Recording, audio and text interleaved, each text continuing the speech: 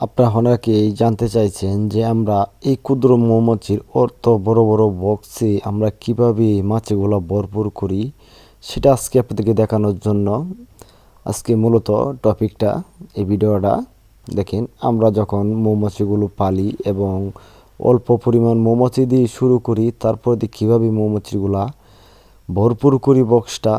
আসলে এটা হলো আমরা যখন অল্প পরিমাণ মৌমাছি দেই, যখন দুটি তিনটি ফিতা তৈরি হয়ে যায় বক্সটি, তখন আমরা কিভাবে আরও বেশি বাড়ানোর চেষ্টা করি, কিভাবে অতি তাড়াতাড়ি আমরা বক্সি মাছগুলো বাড়াই, সেটা আজকে আপনাদেরকে দেখানোর জন্য ভিডিও তৈরি করা। অবশ্যই ভিডিওটা লাস্ট পর্যন্ত দেখবেন, তাহলেই বুঝতে পারবেন। যখন আমরা ধরেন একটি বক্সে 3টি 4টি ফিতা তৈরি হয়ে গেছে, তার পরবর্তীতে আমরা এই 3টি 4টি ফিতার ভিতরে আমরা আরেকটি কালি ফ্রেম দিয়ে দিই।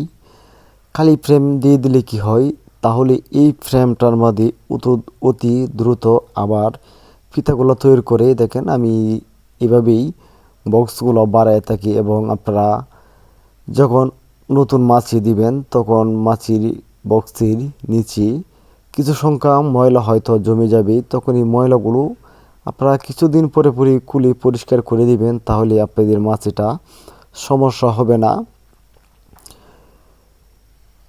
এভাবেই আমরা মাছগুলো বাড়িয়ে থাকি। যখন আপনাদের বক্সে ময়লা থাকবে তখন মাছগুলো কাজ কম করবে এবং মাছগুলো নষ্ট হবে, কারণ ময়লাগুলো বেশিরভাগই ক্ষেত থেকে ময়লাগুলো তৈরি হয়। আসলে ময়লাগুলো মাকড়সার থেকে তৈরি হয়।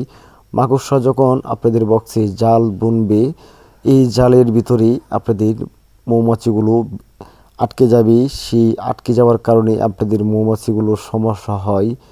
এভাবেই আপনাদের অনেকের বক্স নষ্ট হয়ে যায়। তো এই কারণেই আপনাদেরকে বলা হলো যে আপনারা মাছি ভরার পরে দিন কিছুদিন পরে খুলে আপনারা এটা দেখার চেষ্টা করবেন এবং পরিষ্কার করার চেষ্টা করবেন, এবং যখন ফিতাগুলো তৈরি হয়ে যাবে তখন ফিতাগুলোর মাঝে মাঝে আবার কালি ফিতাগুলো দিয়ে দিবেন, তাহলেই আপনাদের বক্সটা তাড়াতাড়ি ভরপুর হয়ে যাবে এবং আমাদের মতন আপনারা মাছগুলো পালতে পারবেন। না হলে দীর্ঘদিন লেগে যায় একটি বক্স ভরপুর হতে।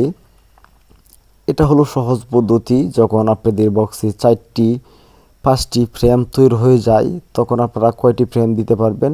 আসলে 5টি ফ্রেম তৈরি হয়ে গেলে আপনারা আরও 2টি ফ্রেম এটির ভিতরে দিতে পারবেন, তাহলে অতি তাড়াতাড়ি অতি দ্রুতই আবার এই ফিতাটি তৈরি হওয়ার কারণে আপনাদের বক্সটা ভরপুর হয়ে যাবে। আপনারা যারা আমাদের চ্যানেলে নতুন, তারা অবশ্যই চ্যানেলটি সাবস্ক্রাইব করে আমাদের সাথে থাকুন।